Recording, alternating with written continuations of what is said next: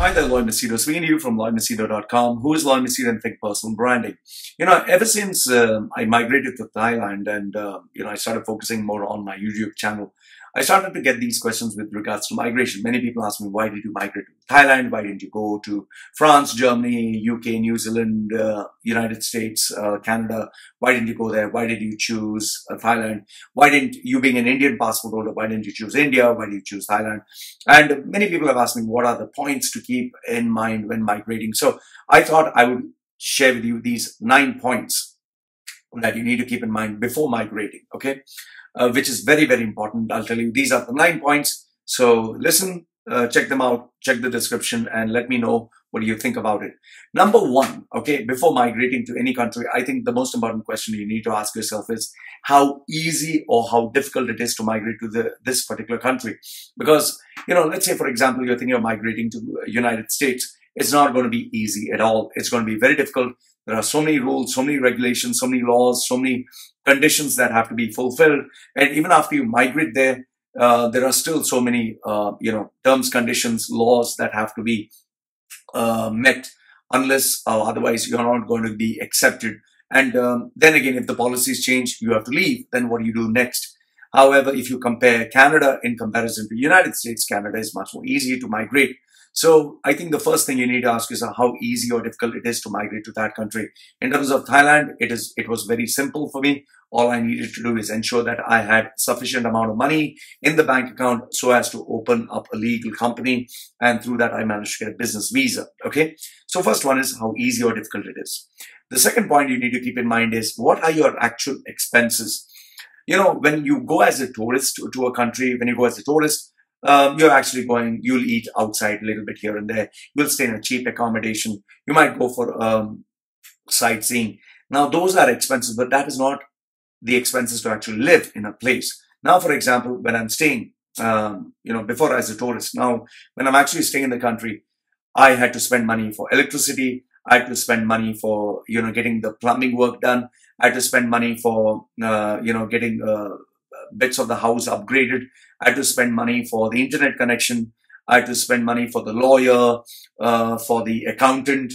I had to buy a scooter, 2 scooters. Then I had to, take care of bank accounts. So many other expenses I'll tell you one expense after another. The health card, the pharmacy, the insurance. So these are the things you don't think about. So you need to figure out what are your actual expenses. And in order to know your actual expenses, whatever are the expenses in your current country and what you're spending on, it is more or less going to be transferred to the other country that you're going to move. And remember, with the actual expense comes also the settling down process, which takes a lot of time. I had to spend more than 50,000 to spend in terms of, say, $20,000 in terms of just getting these books, which was massive for me. It was a huge expense. Plus, I had to pay for import duties and taxes and all that stuff. So I'll tell you, you need to calculate your actual expenses. Others you're not going to sustain and survive.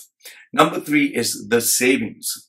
This one is critical because if you do not save, how are you going to sustain? You need to have a sizable amount. The thumb rule that I tell people is whatever is your current expense in your current country that you're staying right now, calculate your expense per month. Okay, you and your family, how many members, multiply that into 12. That is the savings you need. Put another 20%. So let's say, for example, I spend 10,000 dirhams, $10,000 a month. So it's $120,000 a year. I would put, let's say, put a 20% more, say $150,000 that I would put as my expense for the year. Again, that is the savings that I would need in order to sustain and survive. And then multiply that into 2 or 3 times. That will be your safety net. Okay, savings. Number 4, which people don't think about, which you must, is the laws and regulations of the country. Remember, every country has different set of laws. Like, for example, in Thailand, you must have a lawyer that is Thai-based. You must have an accountant that is a local Thai person. You must have 4 Thai people working for you, or you cannot run your business, or you cannot have a business visa. And getting 4 Thai people, I'll tell you, is the hardest thing that you would ever want to do, because nobody sticks around. Everyone works for a few months and they move.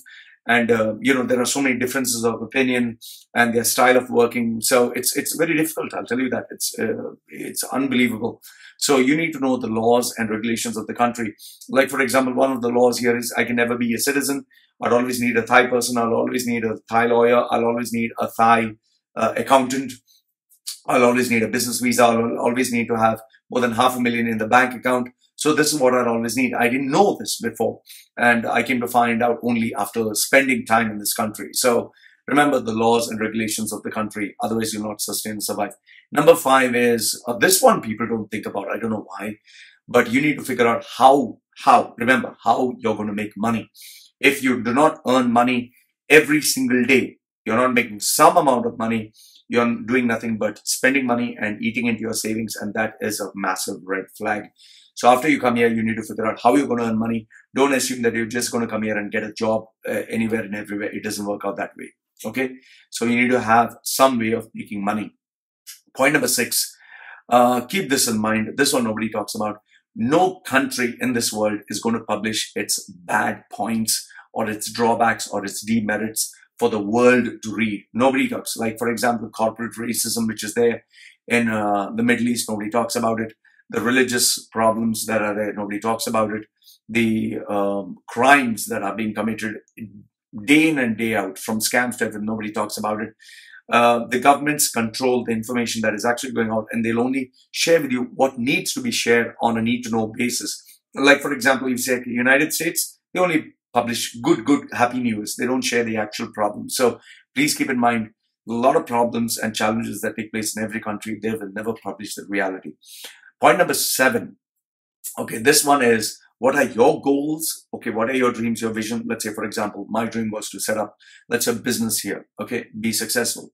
But then I need to evaluate that with the opportunities, the threats, the strengths and weaknesses of this country. Like, for example, I stay in a forest. Now, because I stay in a forest and it's an island, the business here is very seasonal. So no matter what business that I do, only 4 months or 5 months, there will be good business. The rest of the months, no business.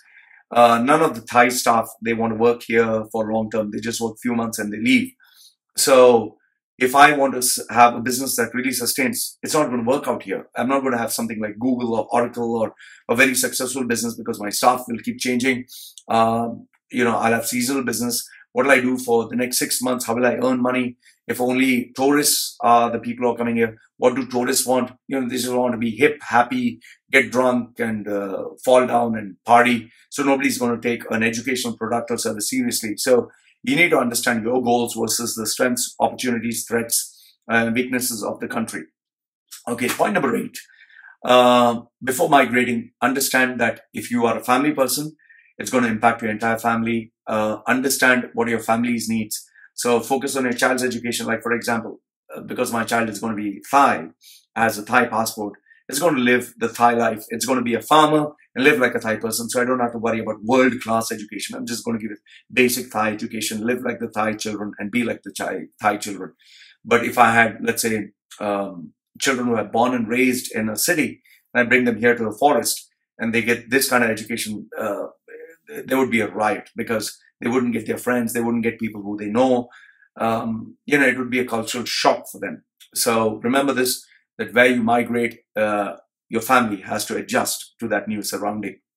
And last, if not the least, what is your future in the country? If you don't have a future, you can't stay in that country. What are you going to do next? Like, for example, you move to Canada. Okay, let's say you move to Canada.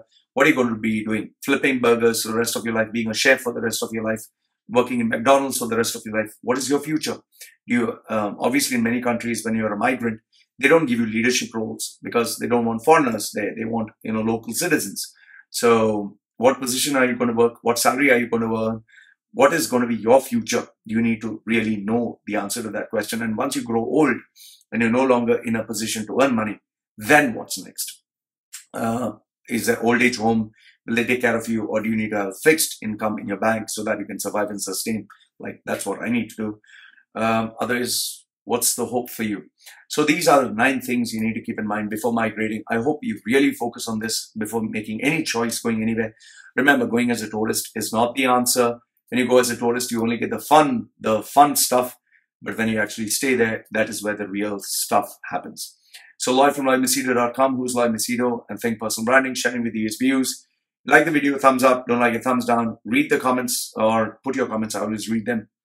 And this is me signing off for now. Take care.